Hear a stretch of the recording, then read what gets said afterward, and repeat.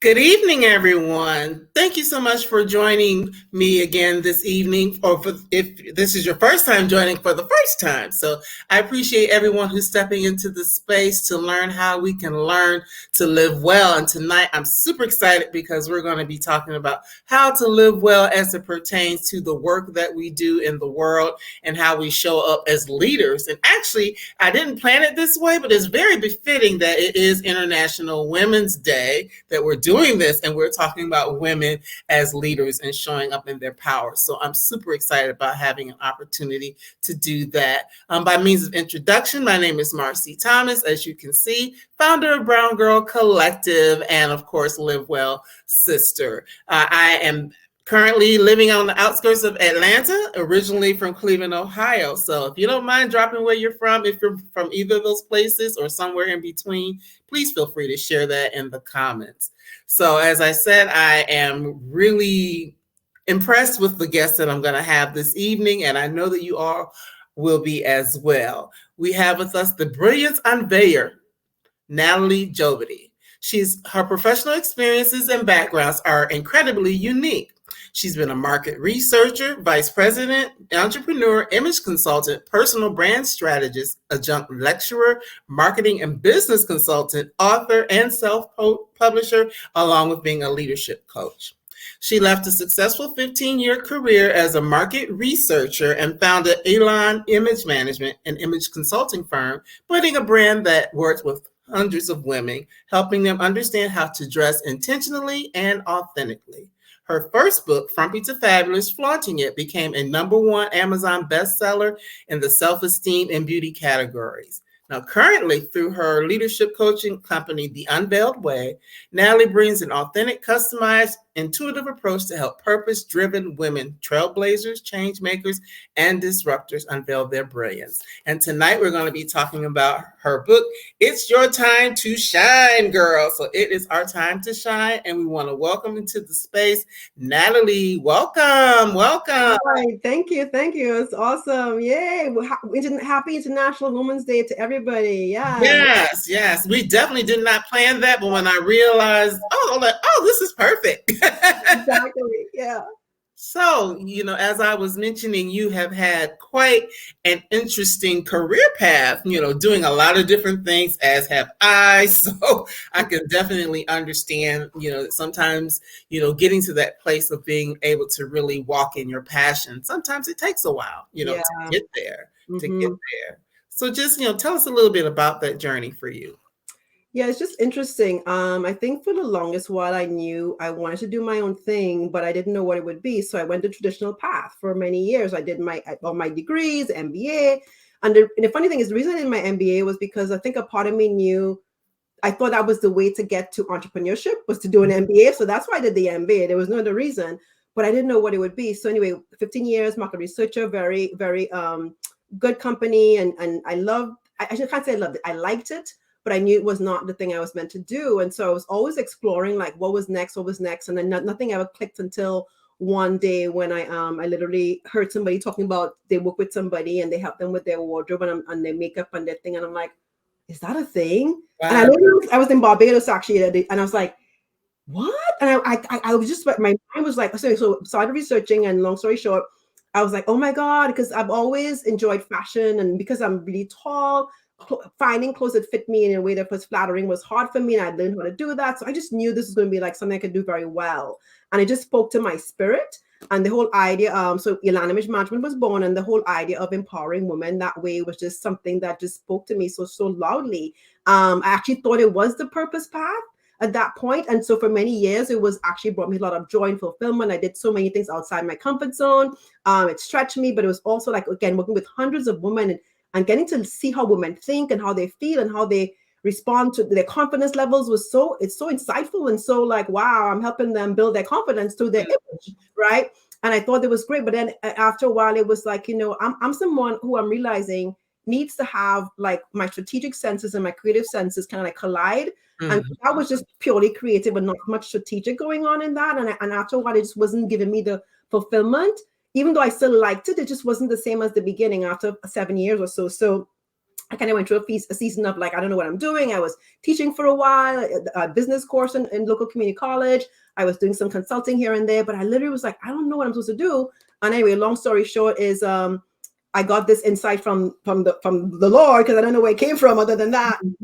Because I didn't have a good impression about coaches back then. And I was like, me, a coach? What? And anyway, so I go, I'm going to take a step. I'm going to do one course. And if it feels right, then we'll see what happens. I did this one course and I was like, oh, wow. I was so blown away. It was such a robust, very strong curriculum. And it's interesting because it reminded me of when I first came to this country to go to college, to Rutgers University. I had wanted to do psychology, but I couldn't. But my family and the culture at the time in Caribbean, that was not a favored profession. Right. So I ended up on the accounting business path because that was one of the proven paths. And I was like, but when I did that course, it made me think of, this is why I want to do psychology, because the course was all about human behavior and, the essentials of coaching, but it was all about human behavior and how the different. So it's like, I was lit up and I was like, oh my gosh. So anyway, so that was the beginning of that. And then here we are now. And so what's interesting is a lot of the skill sets I learned along the way and all the other things I've done are exactly what I'm using as a transformational leadership coach. Now that's how life is, right? Like, you're at a certain point in your career. So the purpose path, it builds on itself, right? So something like my image consulting, I really thought was the purpose path. It was just a glimpse of the purpose path. It was women, it was empowering them, but in a different way. Right. So what I'm doing right now is building them up from the inside out, and in their purpose, for their impact. The image part is really not a big thing of what I do anymore, but I could address that if it's something that a woman wants to address. But literally it's about her who and making her inner light shine outwards so that she can do the thing that she's meant to do. Wow. I really love that. And you see, I've had this big smile because when you came on beforehand, I was talking about how I'm kind of the same way. I've done a lot of different things and, ultimately found my way to doing Brown Girl Collective and, expanding that into being able to have conversations with people like you about their books and things like that. But it's like there's a little piece of everything that I have done that has led me to a space where I can now do what I'm doing now. So I don't look back with regret on any of those things because they were all a part of that path. So, that's really great that we share that in common. And what I didn't tell you is, I think in the book it says you're 6 feet. I'm 5'11", so I know what it means. Okay, tall girl, high to high. Yes. So I know what that means to be a tall girl and try to find things that fit. Oh my goodness. So it is a thing for sure. Sure. So now let's just talk about, get into what the book is about. I mean, it covers a lot of different, topics, all as it pertains to us being able to really, I guess at the end of the day, I came up with 3 things. It says, know who you are, show others who you are, and then walk in your power. That was kind of what I got from it. So I love that because that really goes with the 3 sections. I love how I love it, Marcie. That's fantastic. So I have 3 intentional sections of we can't do anything of impact in our purpose if we're not coming from our core foundation of who we are, how we design, how we wired, and the obstacles that may be in our way. Because all of us have, like, whether it's confidence issues, insecurities, imposter syndrome, all the things, there are things sometimes in the way that's blocking our purpose and blocking our impact, right? So that first section was all about, let's get the duck out of the way. Right. Let's talk about your strengths. Let's address the confidence issues that many women struggle with. And when we're strong here, we can get to the next phase, which is the show phase and the stunt phase, but the show phase, where now you know who you are, you can start to show up visibly, do the things that you're meant to do, work on your leadership brand, and cultivate your thought leadership and all those things. And then you get into the glow section, which you call as your purpose path, where so now that you've shown the way to sustain the thing that you're meant to do is the self-advocacy, taking care of yourself, having a success squad, and then doing the thing, like getting on the stage. I call this the figurative stage, and walking in the spotlight and shining like the star that you are. So the book ends with like this kind of like you this energy of you've got it, you've done it. Come on, let's just show the world how amazing we are collectively. Because like, at the end of the day, when one of us shines, we give somebody else the inspiration to shine, and then we could all shine together, right? So that's kind of like the whole, well, not the whole, but like a big part of the theme of the book. Yes, and that's what I really loved about it. And we have Cheryl saying, I'm at a crossroads myself on a path of self-discovery.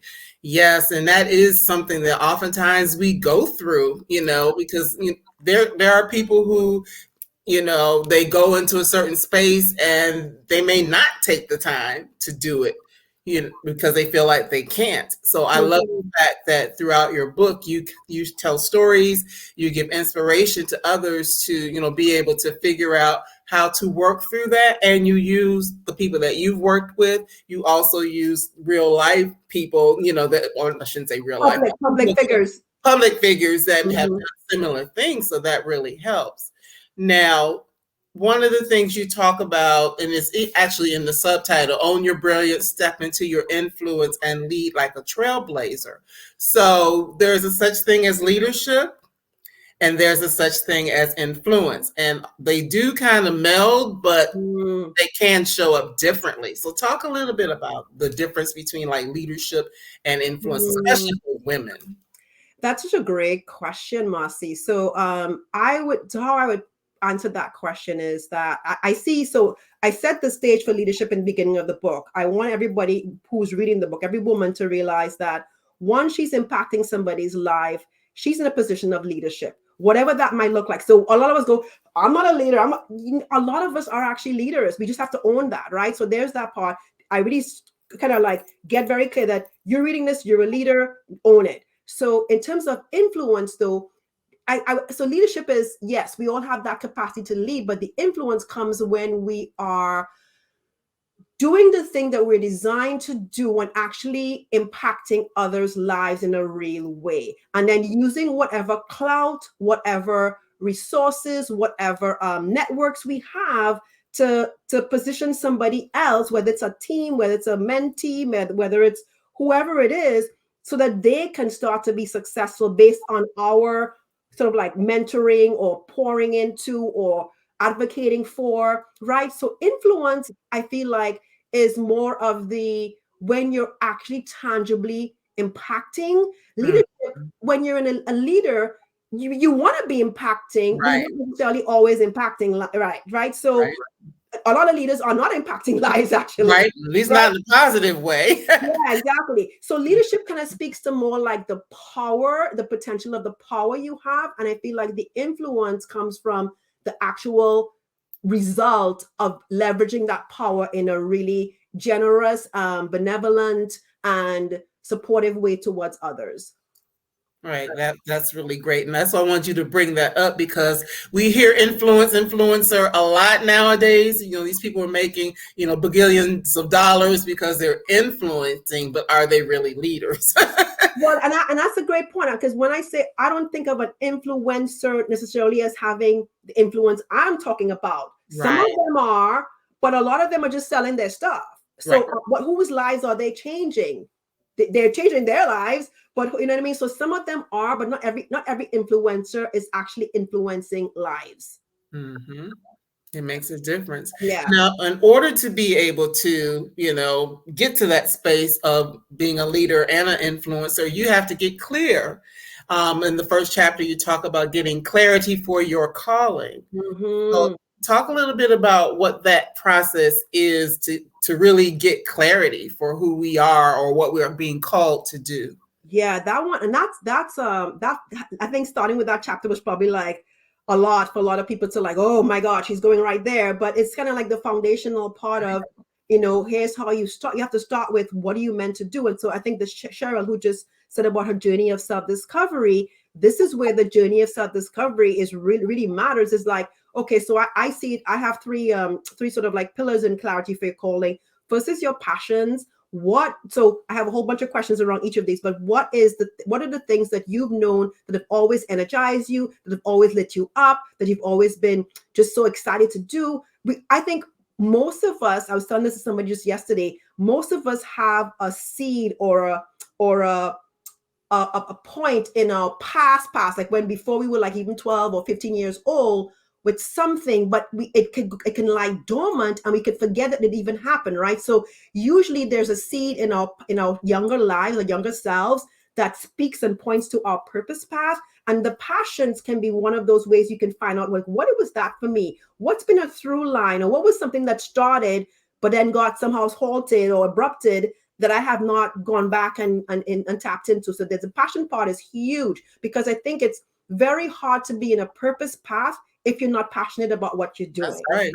Right. That's right. So the understanding of passions is huge. The other pillar is the values, and values is very tricky. Like, what matters to you? What are your core beliefs? What guides your decisions? And the reason why values matters in purpose is when we act out of alignment with our values, we can make misdirected choices, bad decisions, and we could be doing things for the wrong reasons that don't end up actually making us fulfilled or happy or anything good. So understanding what drives us and our values is a huge part of clarity of, okay, I need to be like, so some people's a value could be anything. For one of mine is authenticity. Somebody else, it could be freedom. Somebody else, it could be generosity. Whatever those values are, they are part of the guidepost towards your purpose. And then the third part, and I say this out of order right now, but the third part is very, very important, is what are my strengths? What am I good at? What am I in the zone? What am I doing? When I'm in the flow, where things are just easy, where I don't even realize I'm doing something that other people can't do that well or that fast. What are those things? That itself is gold. Like when you are so sure and clear about what you bring to any table or any arena, oh my God. So you put those three together: passions, values, strengths, and like there's an intersection point. And so there's a lot of questions around each of those three areas. And when you get to like that intersection point, what is coming together for you? Like when you really think about how those three things collide and intersect with each other, what do you feel like could be a clue? And this is, at this point, it's just like a clue to your purpose. There's way more work to do to get to true purpose, but that's a great start.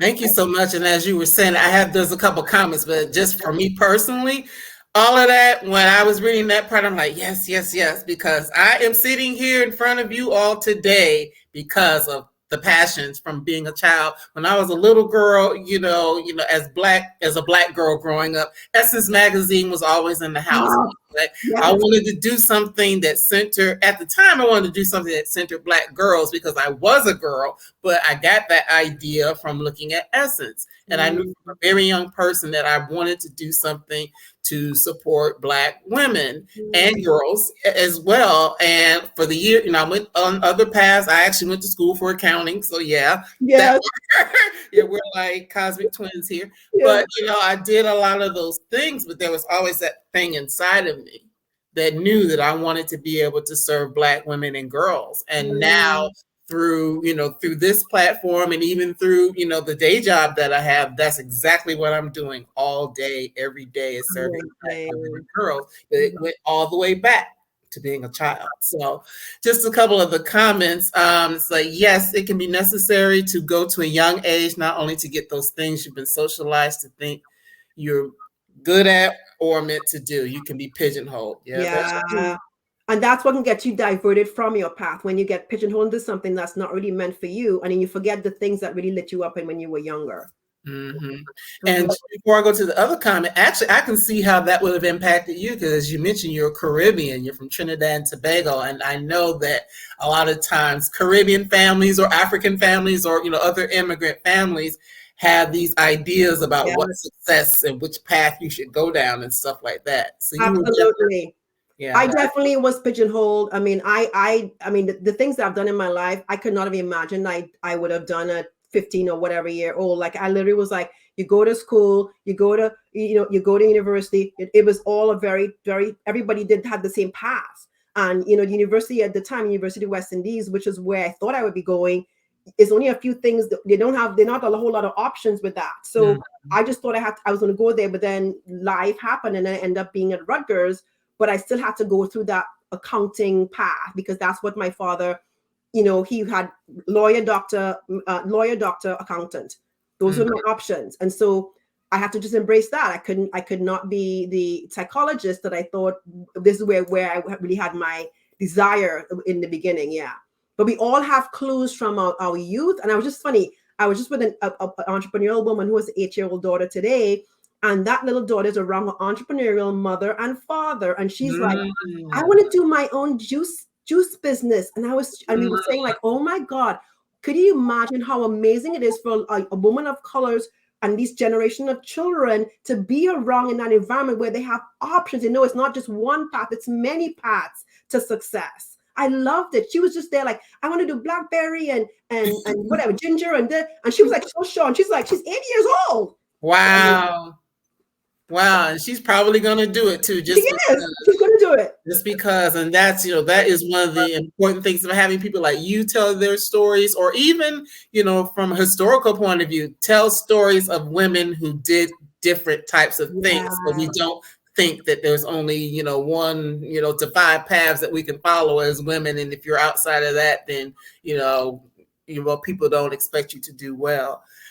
Here's another quick question, and I know you mentioned about introversion. What advice would you give introverts in letting their light shine? Because I know it says you are an introvert. I am a total introvert. I am a total capital I introvert, and people will be like, "You?" Yes, I am. And so, yes, I am shining my light. I'm out here doing things that introverted me would probably not want to do. But you know what? It motivates me, Cheryl. It's because I'm clear about my purpose and my impact matters to me and for the people who I know I'm meant to impact.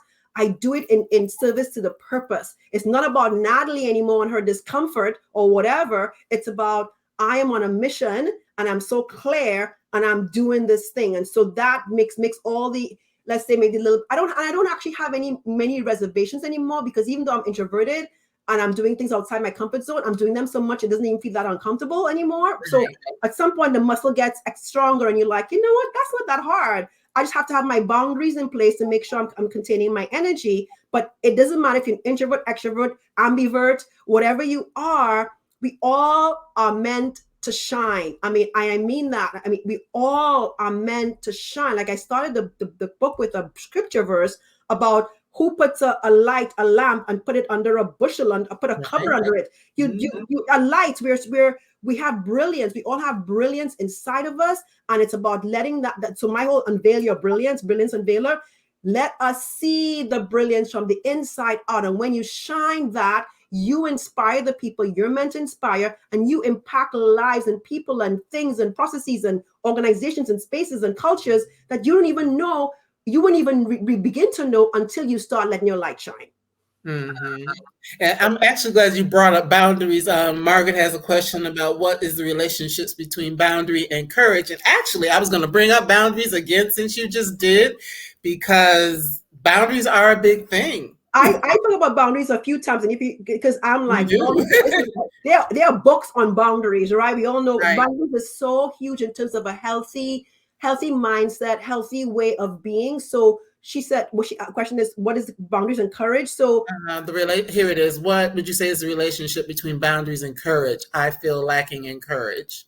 That's an interesting question that you put those two together. I'm so curious as to why you did that, but I'll say this. So courage is an uncomfortable thing. And I think like we have to, again, back to knowing who we are. Like, so I'll give you a real example. So I have an opportunity to promote an event. I'm doing a book sign event this Saturday to be on this live TV show in the morning.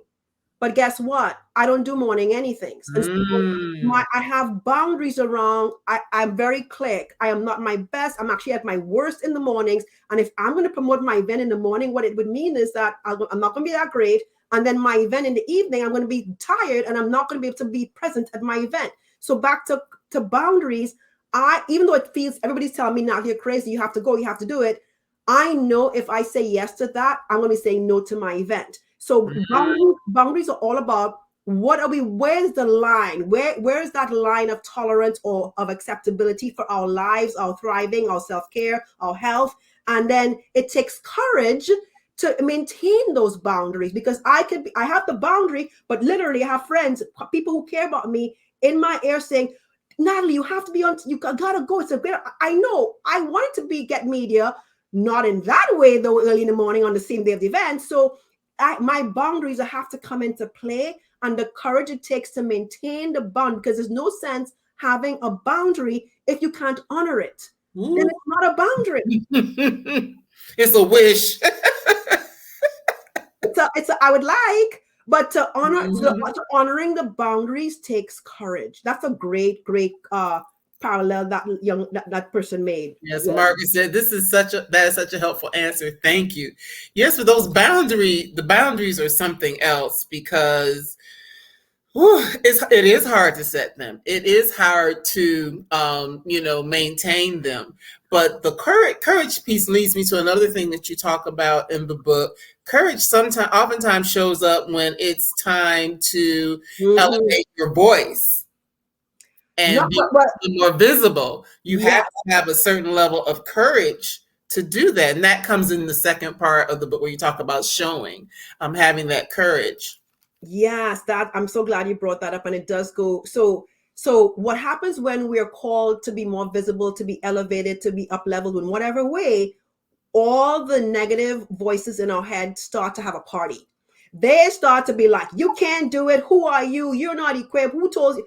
Oh, they get so loud. They're like, because every time we're in a bigger spotlight, every time we're being elevated, every time we're stepping out on faith to do something that takes courage, those old narratives in our mind, even though we have them under control, they will come right back out right then, because they know it's when we're most vulnerable.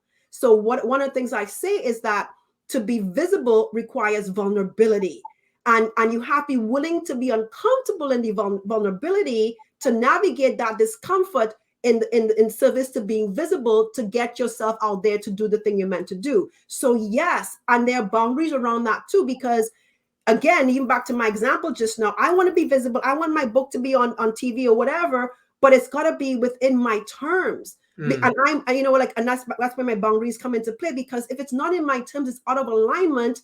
And if I'm suffering from it, then it's not serving me. So we have to know there's an end game, and then there's, okay, but what am I willing to tolerate to get to that end game? What am I willing to accept to get to that end game? That's where the boundaries are huge, and the clarity around your boundaries. That's where you need to be very, very, very. Maya Angelou has this thing about I love this quote. I just read Brene Brown's book on brave, but if she talks about, she says, you belong to yourself and you stand firm. This is scriptural too. You stand firm in what you know to be true. If I know I'm not a good morning person, I'm like, well, I'm gonna try. God, I know I'm not. What am I, Yeah. Right. And that definitely is, takes a lot of courageousness, once again, I will use a personal example. There are days when I'm like, ooh, I'm going to be on live. I got to do, you know what I mean? But I knew that for me to do what I'm doing, that I had to be courageous, because you did a lot of image work, and you do talk about some of the things in the book that women deal with in terms of our image, whether it is we think we need to be a certain weight, or, our hair needs to look a certain way, or, maybe, I am 56, proudly 56, even though I know I don't look it, but I am. I'm too old to do that. All the people who are doing this stuff are in their 20s and 30s, all that sort of thing. And it's like, I could talk myself out of it. I can feel like an imposter. I can feel like I don't fit, or I'm not, I shouldn't be visible. I should continue to do things behind the scenes, which actually I did for many, many, many years. I posted a lot of stuff, but you rarely saw me. And now I'm in the forefront all of the time. But I need to expand. I needed to do that.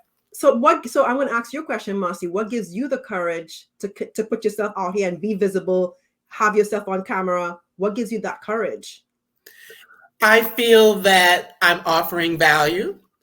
And even if it's only 1 or 2 or 5 people that are getting value out of what I'm doing, I feel like through creating this platform, having people on like you and all the wonderful guests that I have, that it's creating value, and it's important. I want to see live well, sister isn't just, a slogan to me. I really want us to be able to live well. And in order for us to do that, we have to have information. So because, it's my God-given talent or God-given idea, I have to step outside of my comfort zone sometimes and just do it.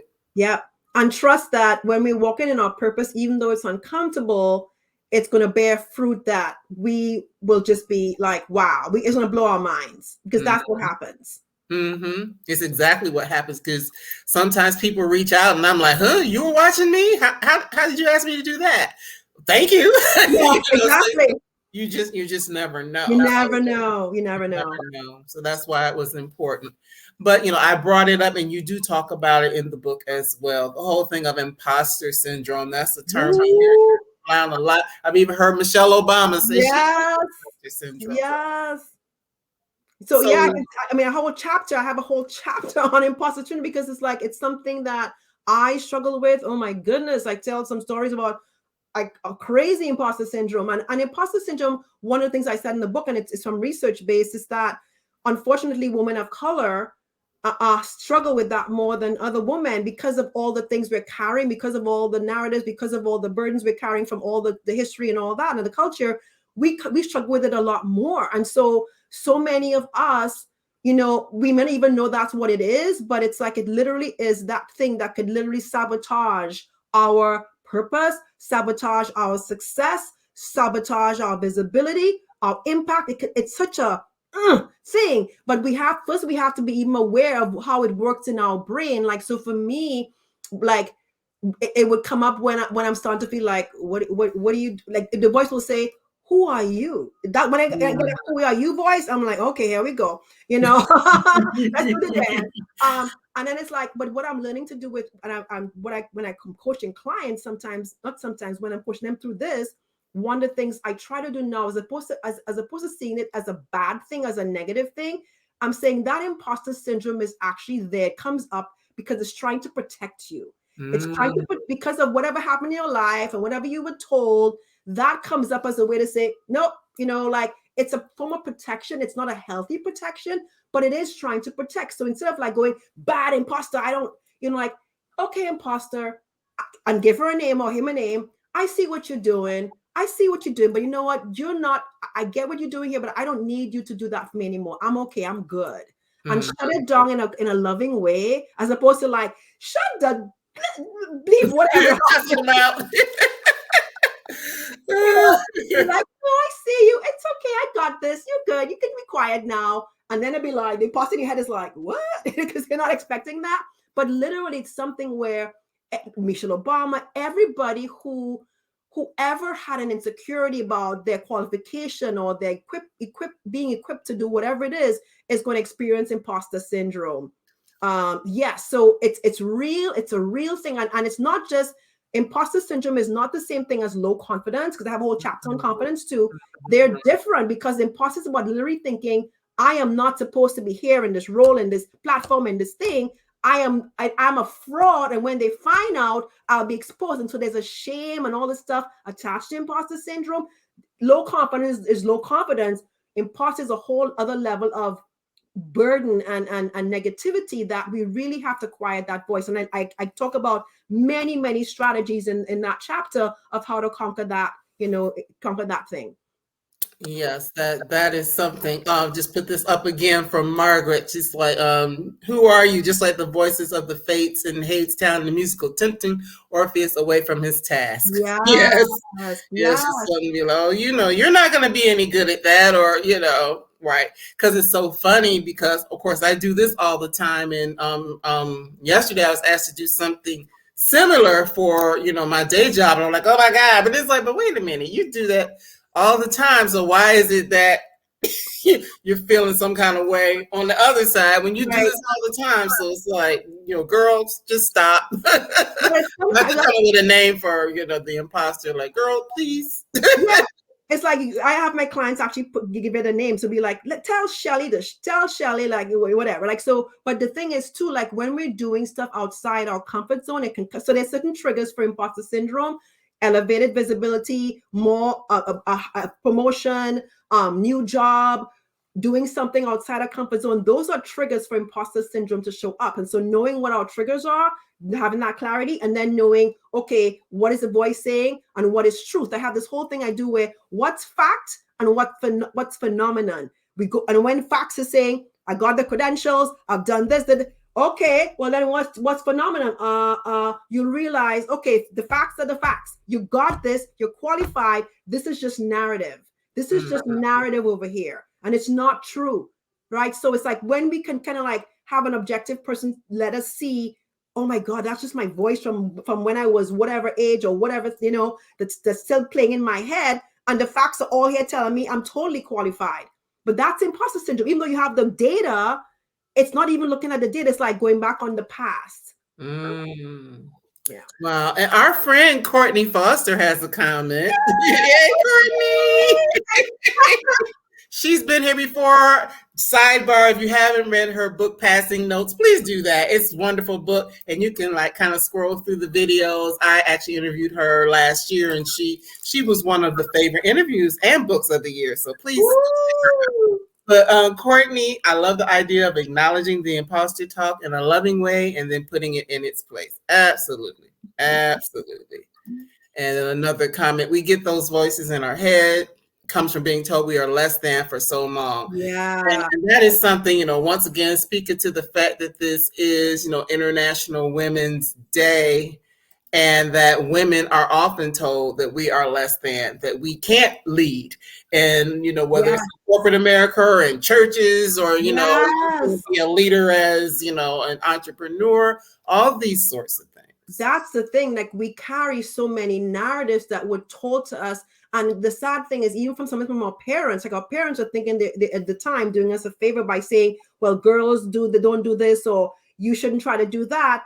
And meanwhile, they're actually boxing in their daughters, not realizing, because every woman is different. Every young girl is different. We have different things that we meant to do. And if you try to box us all into this category of whatever that looks like, that's where then it's like, so I know for me, I think if I was allowed to be me when I was younger, I would have had a totally different trajectory. I was totally boxed in in so many ways, to the point where I literally, when I was a teenager, I'm like, I don't know who I was at all. I didn't think I was worthy, good at anything.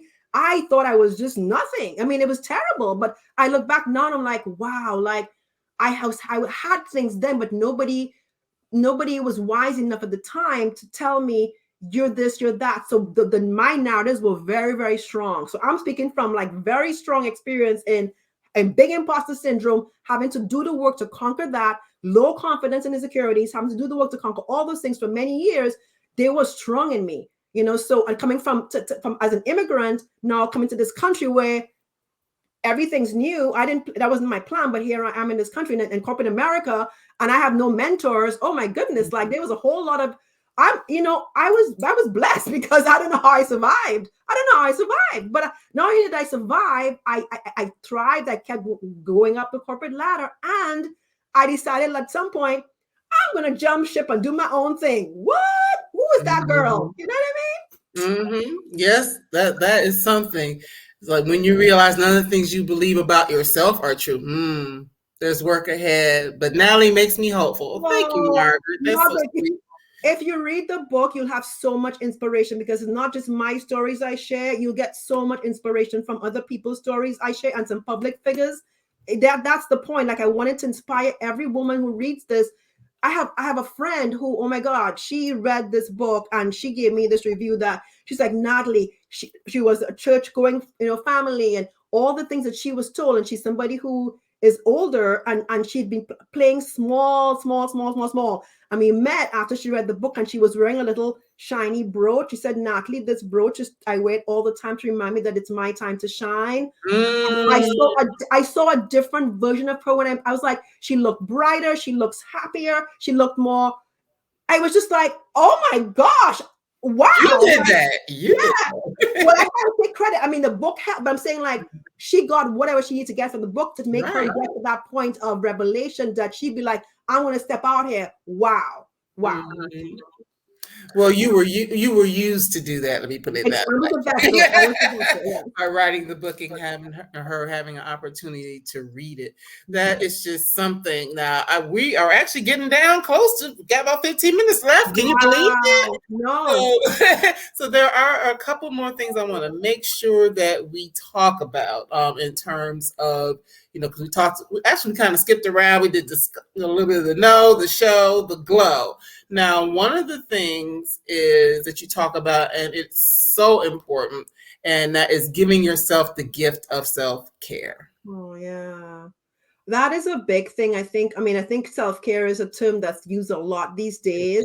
And self-care looks like a lot of different things. So again, we have to know for us, what is our self-care? My self-care is going to look like Marcie's self-care, but knowing what our body, spirit, mind, soul needs to be nourished, to flourish, knowing what those things are. For me, I know like music, outdoors, nature, calm environment, time to just decompress, walking several times a week. Those are non-negotiables to me. And when I don't do those things, I start to get frazzled and I start to get not in my center. So self-care is about how can we pour into others or do the things that we are and do them at our best ability if we're near burnout, which I address. Burnout is a very real thing, or like we're just like juggling so many things that we can't keep, like when we're not taking care to take time to like, what do I need to implement into my life to give me a solid foundation that even when things get challenging, I can still stand strong. Because that's what resilience is about. We have to have strong roots, like a tree. A tree is tall and the trunk could be skinny or fat or whatever, but without those roots being really, really grounded into the earth and gripping on that and standing on that, that tree will be like this, like, right. So we are like the same trees. I talk about the redwood trees in California. Those trees have a whole root system that's they're shallow, but they're very interconnected with each other. It's about community. So sometimes self-care is about, I need to be in community with other like-minded people. I know I need that. I'm like, yep, same. And I need to collaborate. So Courtney and I collaborating on a book signing event. Like I'm collaborating because I don't want to have all the burden on me to do all the things I want to do. No, it doesn't have to be that way. We get to decide how it could be. So it can mean self-care can mean I'm putting myself in community so I can be inspired, I can be motivated, I can be given wisdom, whatever it is. You have to know what you need. Be honest with yourself about what you need in order to thrive, and let that glow from inside out be sustained. Mm-hmm. Have a comment. Rachel, don't start over here. Since I am the one that is encouraged by your courage and steadfastness, Marcie. The value added to me, my relationship with the sis is priceless. Thank you, Natalie, for a powerful, uplifting message. Thank you, Rachel. Like I said, I was reading that and I was like, we're not going to do that today. I'm going to hold it together. But yeah, it's just one of those things that you never know when you do a thing, how it's going to impact, who it's going to impact, if it's going to impact. So that, that just means a lot. Yeah. And, this other thing, I'm going to save it for last, but part of that is kind of having your tribe, like you said, finding your success squad. I talk about that because I know we all need it. And so that's a community, that's allies, that's mentors, that's advocates, sponsors. And because when I think about my professional journey and I tell that story, I had allies, but I didn't really have mentors or advocates. And I gave a story about how I had to advocate for myself all the time, which is a good thing because at least I had that ability to advocate for myself. But wow, what a difference it would have made to have people. And I shared a story of one of my girlfriends who literally had a sponsor who got her her last 4 jobs. Her last 4 jobs, the sponsor literally handed them to her because they were in community, they were in connection, and she knew what she needed, and she didn't have to go and resume this, but she just got. So it was like, wow, having a sponsor advocate in your circle, indispensable. And a lot of us aren't taught to go find those people. And so I put it out there to say, if you're in your career and you don't have a sponsor, You go find one, because we all, having that can change the game. Oh my God, the network, the access, the privilege, and the entitled, the so many things that they can provide for us, but we aren't told, especially again for people, women of color, because we don't have a boys club. We're getting some more girls clubs coming, like Brown Girl Collective, but they're on the other clubs. But it's new. These are new things, right? Mhm. New things. But we have to leverage those people we do know, and then put the courage, put the ask. You see someone who could be your advocate or sponsor, you have to risk rejection to Mhm. hope to get the connection. That's right. That's right. That is so true. That is so true. When you said that, one of the things I thought of is like, put it this way: men are used to being rejected because they're dealing with us. Like, nah, brother, nah, man, no, no, no, no, no, no. But women a lot of times aren't the ones that are asking for things No. that same way. Whether it's asking for a raise or asking for a promotion, those sorts of things, and in my last job, I did those things. I asked for a raise, I asked for a promotion. And speaking to the relationships, it's actually a long-term volunteer type of relationship that I had with an organization. And I'll just say it's Girl Trek, a walking organization. But I was a volunteer for years and years and years. And now I work for them. So it's like they have watched me, and things like that have happened over the years. So you just never know. It doesn't necessarily always have to be a paid position. Exactly. It can be those volunteer things or that you're doing that other people are watching and taking note of your skills. So, or in ministry, there's so many things in our life where we have access to people who can use our gifts and abilities, but we have to sometimes we have to be the one to say, I would love to support you and see myself doing XYZ. Put the ask. We might get a no, but the best case scenario, we get a yes, and then we get to do the thing that we are designed to do in a way that, and to get the support from that person or that entity. Wow, huge, huge, huge, huge. Like I'm so planning an event for the book signing. We have, Courtney and I had to ask for like donations for a swag bag. All yes, we've gotten so many yeses the whole way through. It's like, this is what happens when you put your ask out and you're in alignment. Blessings flow. They flow. That's right. Have a couple of comments from Cheryl. One is, you're speaking to me tonight, Natalie. I just started working on my overall wellness and self-care. I also love being in community with like-minded and shared interests. Absolutely. Absolutely. And then we as women need to stop thinking of each other as competitors. Woo, yeah. That's a big one. We still have, there's a lot to learn there, Cheryl. A lot of us have to learn how to be in community with each other in a positive, supportive way. Mm-hmm. That is so true, because we bring so much value to the table. And just because Natalie has value doesn't mean that Marcie doesn't have value. Exactly. Natalie's gonna take away from me, or whatever the case may be.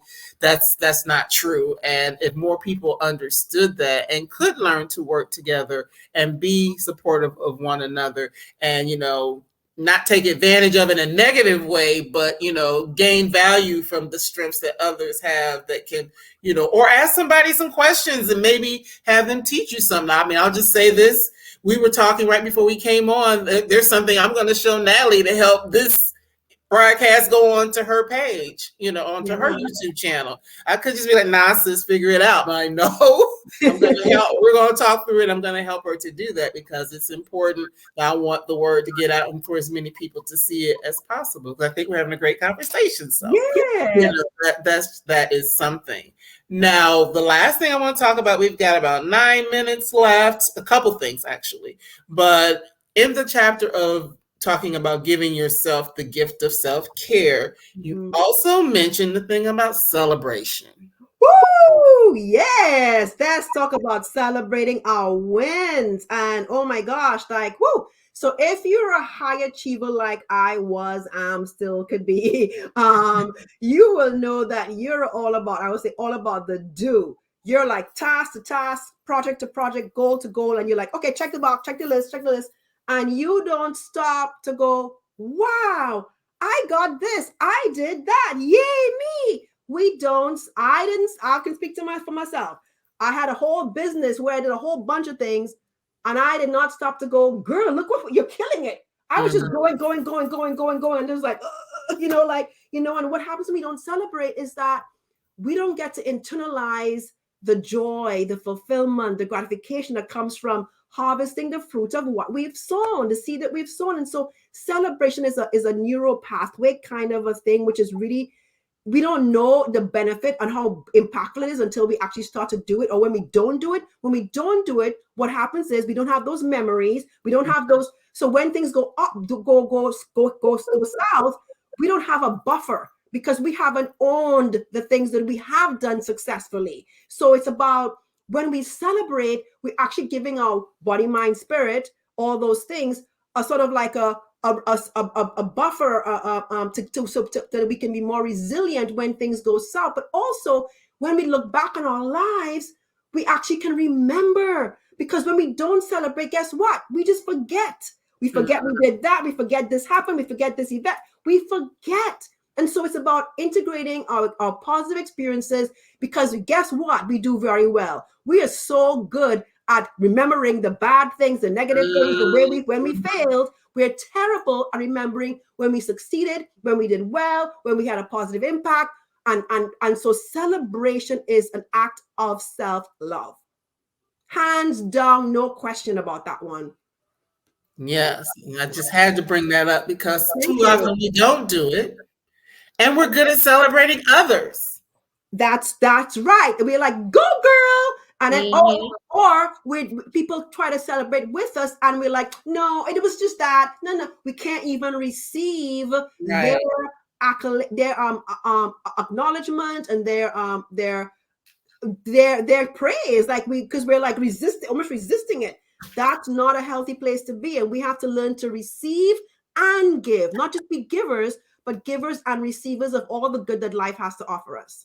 Right. And I'm sorry, I was looking, my charger wasn't plugged in. Like, oh no, we do not want to. Okay, we're good now. So I'm like, what's going on? So forgive me, I had to take care of that. So make sure we don't get cut off. I didn't. But as you were saying that, it made me think. I know a lot of people, and those people's probably watching now because they're close to me. That is, always good at giving, but oftentimes not good at receiving, and we just have to become better receivers of praise, of gifts, of love, of encouragement, of blessings, of provisions. Yes. And I will say that I actually I think I have 10 ways or 10 tips to illustrate how you can celebrate and why celebration matters. Because again, I tell my own stories where I did not do that very well in much of my corporate career. And I look back now and some of the things are hazy because I didn't internalize them. So I don't even remember like some of the highs that happened and I know happened, but I'm like, it's foggy in my mind because I wasn't taking the time. And even in my first business, this is the biggest one, I did so many things that were new for me in that image consulting business, TV, things, fashion shows, and I don't know, things that I hadn't done at all. And I'm like, dang it, Natalie, like you didn't own. And what happened when the business ended, I saw failure. Because and that was the big thing I was sharing in the book. Like I saw it as all failure until I was able to like recently go back and be like, Natalie, that wasn't failure. You did all these things. Oh my gosh. It was just an ending. It was just an ending. That was it. It wasn't failure. But again, mindset, I talk about mindset a lot. Fixed mindset, growth mindset, our healthy state of mind is so huge in our ability to thrive and to be women of impact and influence. If our mindset is wonky or unstable or unhealthy, it'll be very difficult to be a sustainable, grounded woman of impact and influence. That's right. That mindset. Mindset is almost one of the everythings, the real talk everythings. Yeah. Well, I am so super duper encouraged by the book. By having an actual conversation with you about the book as well. We got a lot of wonderful comments, so I know that everyone that's watching is loving it. And please share it out. If you know somebody who needs to hear this conversation, please share it out. Please, pick up a copy of the book. It's a very powerful book. And as you can see at the bottom, you can follow Natalie in the spaces where she is on Instagram, on LinkedIn. I believe you do some lives on LinkedIn or videos on LinkedIn as well. And then, of course, her website.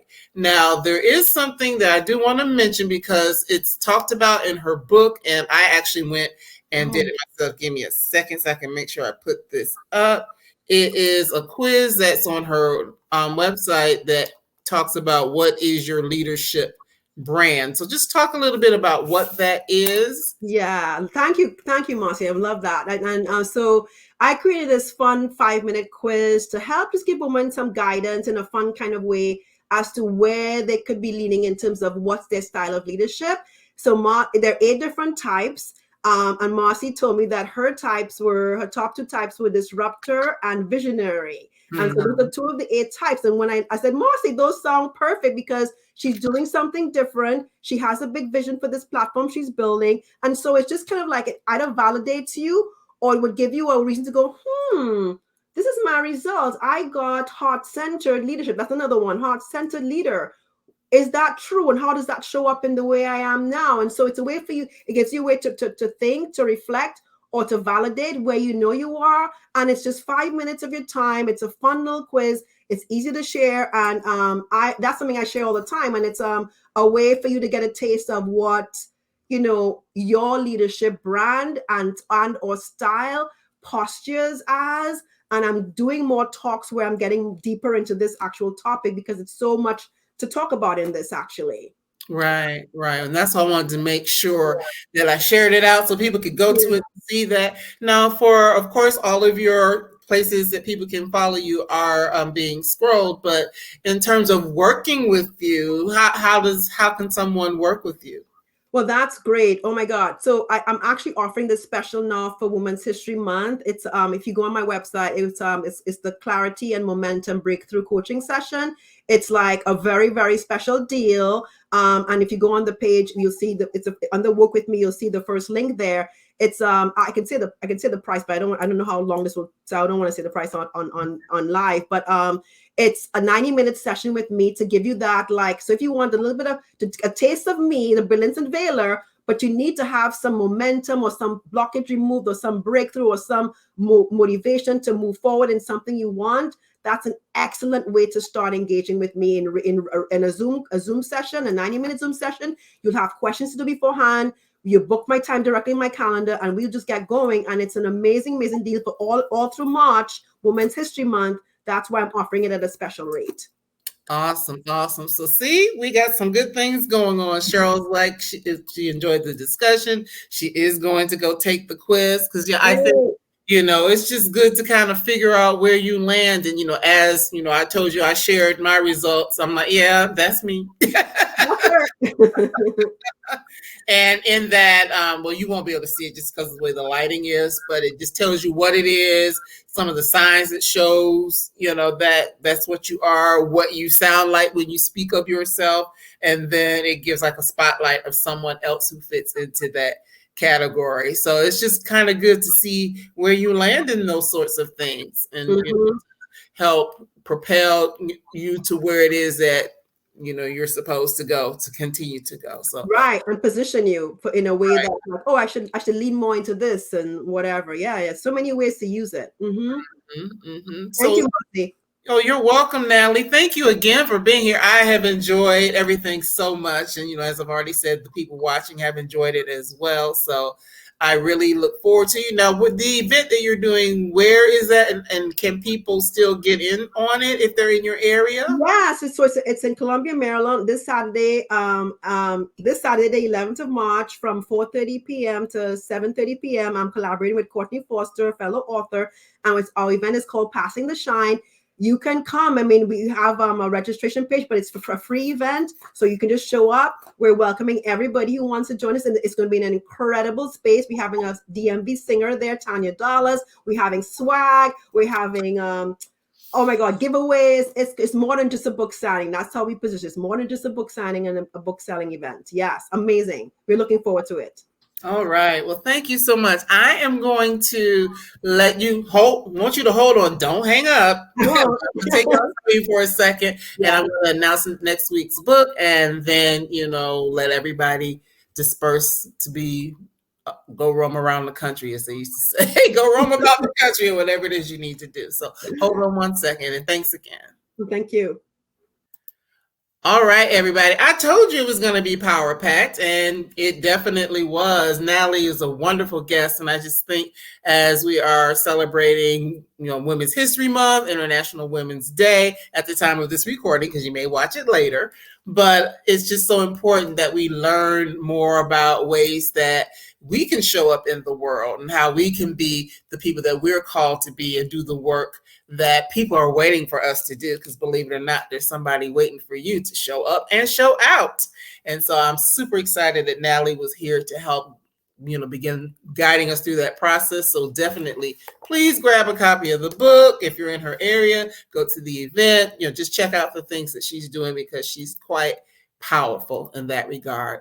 So for next week, I'm super excited about the next guest we're going to have. It's actually Ariel Astoria. So this light makes it hard to see the covers of the books, but her book is The Unfolding: An Invitation to Come Home to Yourself. So it really is a continuation, really, of what we were talking about tonight. But, instead of it being about business and careers and leadership and stuff like that, it's just about who we are as human beings. So I'm super excited that she's going to be here with us next week. So that is The Unfolding by Ariel Astoria. So look forward to that on next week. Same time, same station. So once again, please go and enjoy yourselves. Thank you for being here. Thank you for engaging with Natalie and I. And we really look forward to seeing you again real soon. Take care and have a good night. Bye-bye.